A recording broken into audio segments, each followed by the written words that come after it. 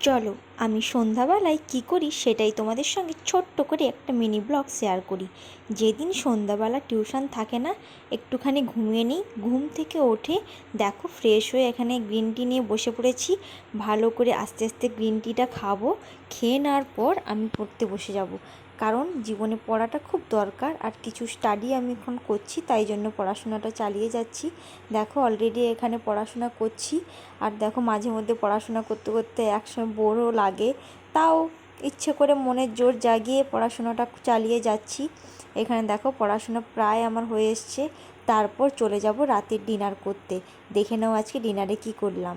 আজকে নিয়েছি রুটি, শসা, আলু পটলের মাখা মাখা তরকারি, সুজি আর সঙ্গে টক দই। কেমন লাগলো মেনুটা জানিও। আজ আছি। দেখো ডিনার কমপ্লিট করে কিন্তু আমি একদম সমস্ত কাজ গুছিয়ে ফ্রেশ হয়ে কিন্তু চলে এসেছি। এসে আবারও একটুক্ষণ পড়ে নেব, কারণ রাতের বেলা ম্যাথ করতে খুবই ভালো লাগে। তাই জন্য একটু বসেছি, ম্যাথগুলো ক্যালকুলেশন এই পার্টগুলো একটু করে নিয়ে কিন্তু তারপর আবার ঘুমিয়ে যাব। দেখো কিছুক্ষণ পড়াশোনা করে নিচ্ছি, করে নেওয়ার পরে কিন্তু একদম বইটই গুছিয়ে একদম ঘুমিয়ে যাব।